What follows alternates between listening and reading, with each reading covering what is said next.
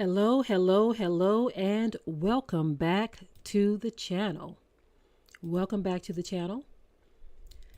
I hope some of you can join me live on this broadcast. I know this is not our usual topic, but from time to time, we like to bring these very important topics as well. So I just want to make sure that before I get started that all systems are go, that everyone can hear me okay. I am also going to be sharing this link, and I would be very appreciative if you all could share the link as well. Very, very appreciative. Shalom, shalom, Brother Marcellus, Sister Patty Brown, Cajun, Fashala. Shalom, shalom to everyone. I will be right with you. I need to share this link.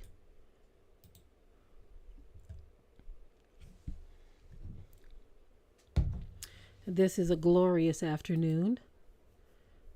Shalom to Karen Milligan, the Oracle 007, Fakriya, Dolores Chapel. Thank you all for joining us.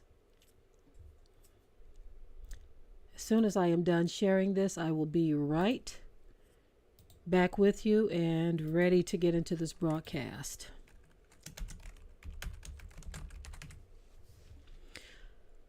Sometimes I prefer the live broadcasting, just in case there are any questions about what's going on. I know I could very well pre-record, but sometimes I prefer it this way. Hello to Gladys Musgrove. So even if you are not a homeschooler, hello to Sister Cece, Brother Cecil Reed.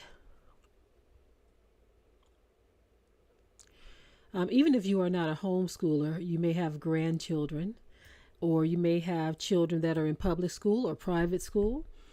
Or children, nieces or nephews. This is a great opportunity right here to be a part of something.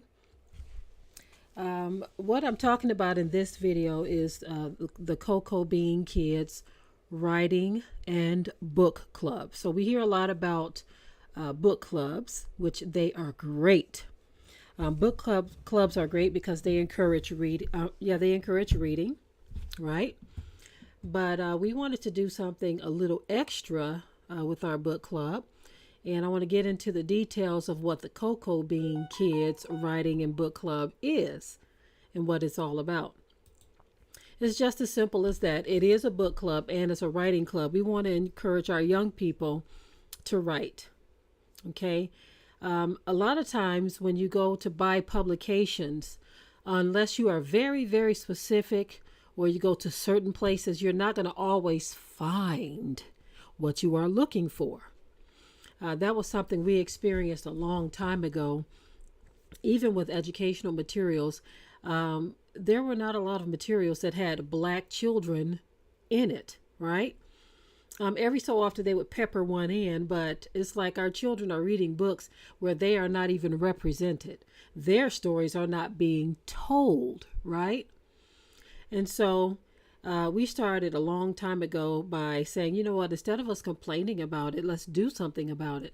But the Cocoa Bean Kids Writing and Book Club, let me tell you what that's about. It's something that children can join absolutely free. Absolutely free. When you look at Cocoa Bean Kids, you know right away what that means. Our chocolate babies who want to become writers. And this is something that you have to encourage them to do at an early age. In my last broadcast that I did similar to this one, I shared some details with you all about the Black Homeschool Academy, or the Black Academy, where Black homeschoolers can come and get free materials, okay, or affordable materials for their children. This book club is something that it doesn't matter if you're a homeschooler or a private school or a public school, your children can be a part of this, right? So imagine this. This is something we did many years ago, and I've already talked about it, but I want to mention it again in this broadcast. With our oldest daughters, who are now adults, we had them do a homeschool assignment, and I shared it with a lady, and she ended up publishing their book, what they wrote. Okay. And so we thought, with our younger children, we want to do the same thing. It's been a long time coming. We had gotten busy in ministry and things over the years. We did continue with the creation of educational materials, but as far as writing those kinds of books, we had kind of gotten out of that part a little bit. But our younger children are now writing some really amazing stories, right? And we inspired them to write about things that they love, things that are happening in their lives. And I know every child has a story to tell, right? So imagine the glow in their eyes if they see their stories in print, right? We don't always have to have our children read about somebody else's life or somebody else's situation, right? But they can read about their own adventures as well.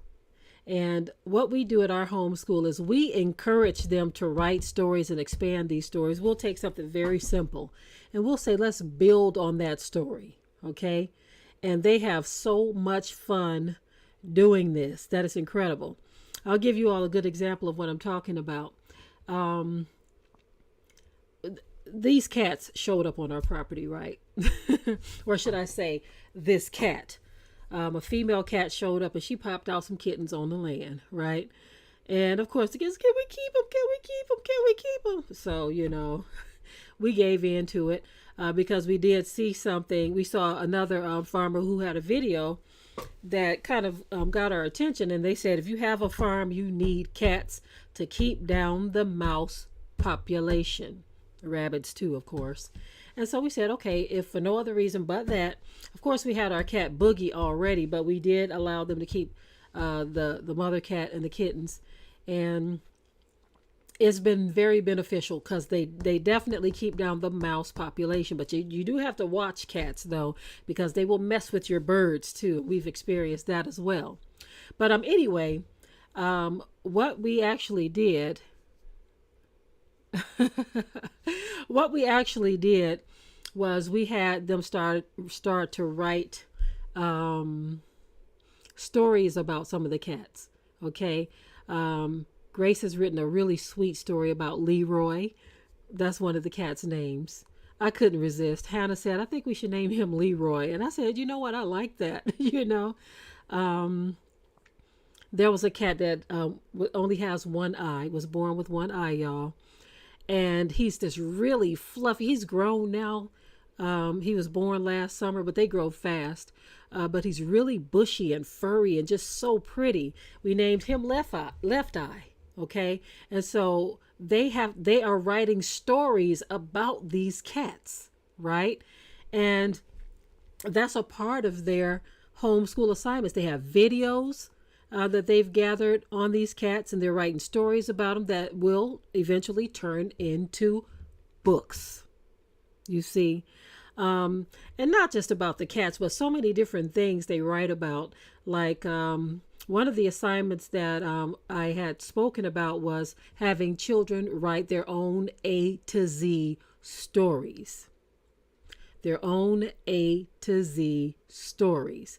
So using the letter A, they have to use that to make a story dealing with the letter A, using the letter A as many times as possible, right? And then, and so on, B, C, D, on through the end of the alphabet. So what this has done for our children, it has created and sparked so much imagination.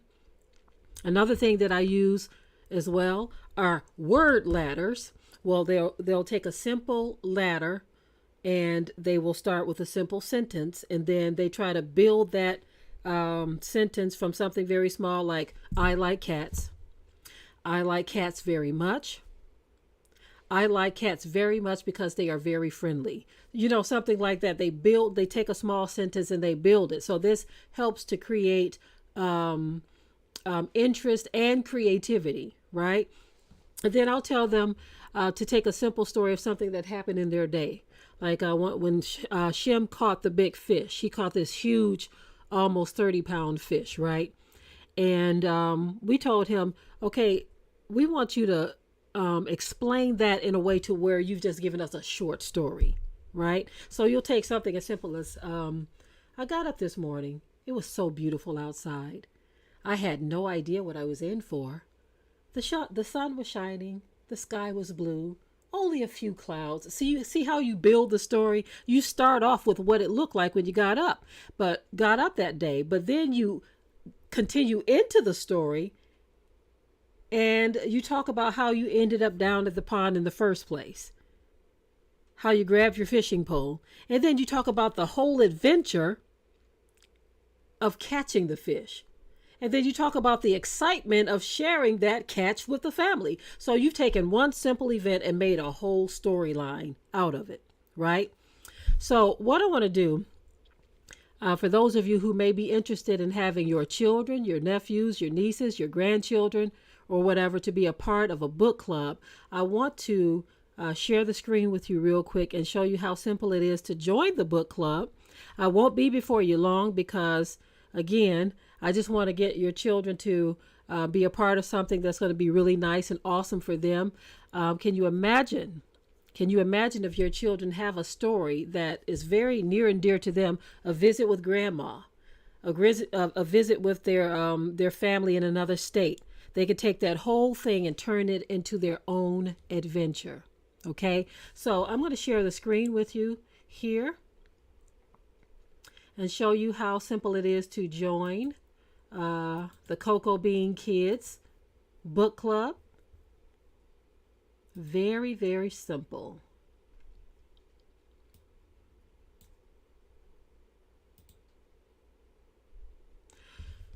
Okay, I'm also going to drop the link in the chat. Just a moment here. So this is the page. You can actually go to cocoabeankids.org. That's cocoabeankids.org. So I'm going to drop it in the chat here. Or you could just hit that link. It's actually on the Black Academy's website.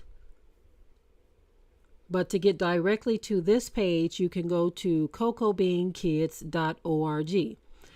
That's just where you will be able to click and join. Let me just show you here. You can click on the banner here or down here where it says click and join. When you click on the banner, it will actually take you to this portion of the website where you can join. When you're logged in, it looks like this, but when you're not logged in, there's going to be a tab on the side here that says join. All you do is click on that tab that says join. You don't see it here now because I'm logged in as the administrator of the site. But if you are not logged in or haven't joined the site, then you will see a tab that says join. Okay. So basically, I want to go over some things concerning Cocoa Bean Kids. This is also the area where you can have access to all of our download materials, worksheets, workbooks, work packets. All of this is free right here. And I went over this before in another broadcast. But what I want to do now, continuing to share the screen with you. As a matter of fact, what I'm going to do real quick here.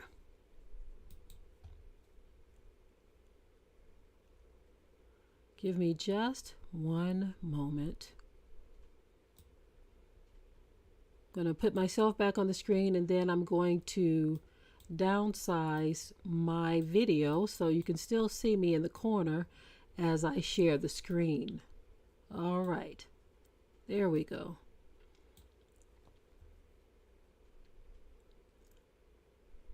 So as we go back to the Cocoa Bean Kids website, I wanted to just share what it's all about here. It says Cocoa Bean Kids is an educational idea that promotes a for kids, by kids, and parents concept. It also employs the each one, teach one concept. Students are taught to retain and pass along information that they have learned to other fellow students. This makes education fun and exciting when you become a part of the team that helps to develop the materials that will ultimately be used by others. Cocoa Bean Kids Reading and Writing Book Club is an online venue for young readers and writers to come together and share ideas and encourage one another to become young authors. Okay? Along with parents and teachers, we hope to inspire our future authors. The Each One Teach One concept is a great opportunity for students to learn and teach others what they have learned. It encourages the learner to become enthusiastic about what they are learning so that they can pass along their newly acquired knowledge to the next student. This also makes them a part of the solution that many are seeking in diversification in education, meaning there are more materials that represent everybody else. So we need more materials that our children can relate to, them telling their stories too, instead of always opening up the pages of a book and they don't see themselves represented there, but children of other races and cultures. So back to the article, it says, this is why a strong element of this club will be the creation of complex math story problems for students to learn expression through math. Using math to tell a story is a great way to get students to write while formulating and solving a mathematical problem. From the simplest of math problems to the most complex, students can enter into the world of problem solving with a stroke of a pen or pencil. This method of education is a definite way to encourage creativity and ingenuity for young developing minds. It's also a great way to cover multiple academic subjects within one lesson. Students are tackling math, writing, and comprehension all in one assignment. If they are creative enough, they can also inject other subjects such as history, geography, social studies, archaeology, anthropology, and much more. Below is a great example of a semi-complex math story problem for grade school students. It is multi-layered and has a number of different mathematical possibilities that students can discover. Okay, use it as an example for your students begin their math and writing journey.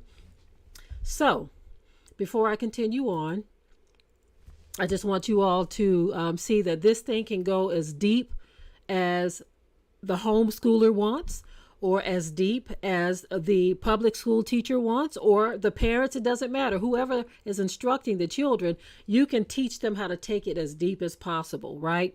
I even share some examples using the Buffalo Soldiers with my class, with my children, as a way to inject history into it as well.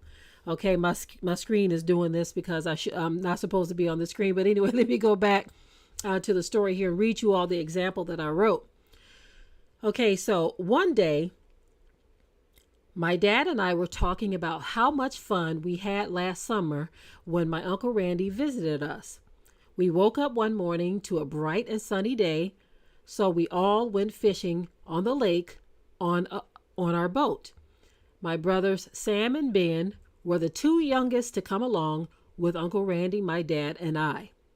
See how I used just a simple storyline to build you up to the actual fishing event. You know, I talked about the getting up in the morning. I talked about the visiting from the uncle and formulating that whole thing into a story. And instead of just saying, my uncle, my brothers and I and my dad went fishing. You see, I can say it just that simple, right? But turning it into a story and into a math story problem, it encourages creativity. So let me continue on. So it says, we all decided to challenge one another on who could catch the most fish. Everyone agreed to set the goal of 20 fish each. As we fished, We all started off kind of slow. You see how I added that part in there too? We started off kind of slow. I could have said, we started off doing great right away. But this is the way I wanted to take the story. These are the things that I encourage the kids to do when they are writing. Add other elements, pull something else into it. Say a butterfly flew by as we were standing at the lake. Anything to add to your story, right? And so it says, as we all started off fishing, things were kind of slow, but they started to pick up. My dad ended up catching 22 fish. My Uncle Randy caught 21 fish. I caught 19 fish. My brother Ben caught 26 fish. And my brother Shem also caught 26 fish. So now the challenge is this. Based on the above short story, how many mathematical equations can you come up with? Now, the first one that jumps off the page right away is, how many total fish were caught by everyone? Now, that's something that the student will have to figure out just from looking at this story. How many possible math equations can you come up with from that one short story, right? Another one is, how many fish above the original goal did Shem catch? See, the goal was 20 fish, right? Shem caught 26. And so the student would have to formulate that in a way that other students could understand it, right? And so, again, education can be so much fun if you make it fun for your children. This is why I say we like to do custom assignments that will spark creativity, spark interest, and get them just really flowing with information and knowledge, right? All of our children like to read. We are getting them into the love of writing as well, just through a very, very simple homeschool project. So I'm going to finish off this article, and then I'm going to try to wrap this up for you all. I do appreciate your time. Okay. So it says, by applying their own ingenuity to what they teach, they will become a great asset to the educational arena and the parents, teachers, and students that will benefit from their efforts. It is our job as teachers and educators to encourage our children to seek a proper path to knowledge and understanding. The journey is well worth it for those who choose this path. We hope that you will join us by taking the necessary steps towards the necessary steps and moving forward. So the subjects are limitless, but include writing, reading comprehension, spelling, math, problem solving, true and false statements, fact or fiction statements, right and left brain exercises, and more. And so anyone who is interested in joining, even if you yourself don't have children, but you may have a niece or a nephew, you can pass the information along. You have grandchildren, neighbors, whatever it is, you can click here to join, or you can click there to join. And that is all there is to it. That is all there is to it, family. So I can stop sharing the screen now after I increase the video size here.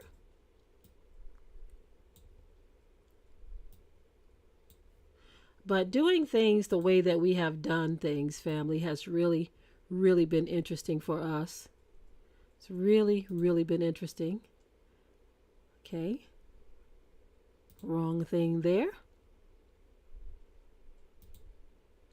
Really, really been interesting. And our children are enjoying the ride as well. They are enjoying the ride as well. And so, again, when we look at the educational arena, we can either complain about it or we can do something about it. There is so much your children can learn at home from you. Last time I shared a story written by my daughter, Aliyah. She's 10 years old. She just took a simple thing of baking, baking, right? So just about anything in your life can be talked about. It could be a simple road trip. You take a road trip from one place to the other, or going to the park, anything that you can encourage your children to write about is definitely fair game. So again, I encourage you all to join. I am going to drop the link once again, or you can simply go to cocobeankids.org. or .com, either one. We have both domains, cocoabeankids.org or cocoabeankids.com, or the link right here in the chat will take you right to the page where you can read about it. We also want to make spelling a very good portion of this particular group, having certain spelling words that the students will become familiar with. I think I told you all before, I gave my fifth grader a very complex spelling list, right? Because she always says, I want harder work. I want hard work, right? She always says that. And so I gave her a very complex spelling book that has a whole lot of complex spelling words in it, right? And one of the words was jurisprudence. And she's like, Mommy, I don't know how to use this word. And jurisprudence is just, a part of the law, right? And so when we kept going over it and over it, it was like her eyes popped over it and she opened her eyes and she finally understood. Oh, I get it. So that big word that you wouldn't normally give to a 10-year-old is now a word that is a part of her vocabulary, right? And so I think our children are very smart. Cocoa bean kids are very smart. Chocolate children are very smart. You just have to pull it out of them and take away some things that are just dominating their minds. Take away some of the television, the video games, and all of those kinds of things. Next thing you'll look up and they'll be writing a story. They'll be reading a book. They'll be playing the piano. They'll be playing the guitar. Whatever it is you provide for them, they will do something else. They'll go outside and start a garden. Just a number of different things that they will do if you take away those time drainers, those things that are consuming their minds. If you take that stuff away and point them, if they're not self-directed, point them in the direction of something you would prefer for them to do, right? Give them great incentives. And one of the great incentives that my children just loved was the whole thought or idea of their stories being in books, right? It's a lot easier than it has ever been to publish books. And so that's what we want to do. We want to encourage you all to get your children involved. It's something very simple.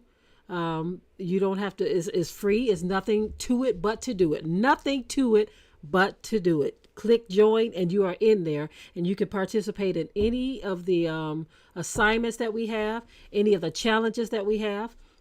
As a matter of fact, I do have some stories in mind that I would like young people to write about, right? And so again, imagine their stories becoming books that are available at Barnes & Noble, Walmart, Books A Million, right? All of the books that I've ever published are at all of those locations because the publishing company, the print company that we use, they publish your books at all of those locations. So can you imagine if you show your child, here's your book on Walmart.com? Can you imagine that? Can you imagine how that would make them feel? The kind of courage that would give them, the kind of self-esteem that would give them, right? So again, instead of us complaining about what the public school is not doing for our children, what if we decided to do it instead? What if we became the change that we are looking for? Someone shared something with me earlier today. I forget who it was that shared it, but they said, how can you look to the person who has oppressed you as the solution to your problems? Some of you may know what quote I'm talking about. It's on the tip of my brain who the quote or where the quote came from. But how can you look at your oppressor as the solution to your problems? You see? How? So instead of us looking to them as the solution to our problems or the solution to educating our children, when there has been a very intentional effort to miseducate our children, why would we depend on them to try to do right by us now? So anyway, y'all, I am done with this video. I thank you all for joining me. I know this was very brief. I may come before you again later on today with a totally different topic. Y'all know how it's been for the past few days. If I see something that grabs my attention, I'm coming live if I can, right? But anyway, thank you for joining me on this particular broadcast. Share this video, y'all. Anyone who you think would have a child, and it doesn't matter how young they are or how old they are. Books need to be written on every grade level, every age group. Our younger children need books that represent them, and our older children need books that represent them. And even some of our teenagers, think about this. Even if they are not necessarily writing books for their age group, but imagine writing books for children. Even you as a parent or grandparent could write stories that are for children. So this is for everybody, really, y'all. If you think you have the imagination to produce a story that is worth publishing for our young people to have materials that represent them, then this is definitely a good opportunity to be a part of something that I think is going to be great, especially for homeschoolers. Okay. Homeschool parents are always looking for other things for their children to get into, but private school, public school, it doesn't matter. Anyone can be a part of this if you want to become a reader or a writer. Okay. I'm done with this. Thank you all for joining me. Until next time, that is all.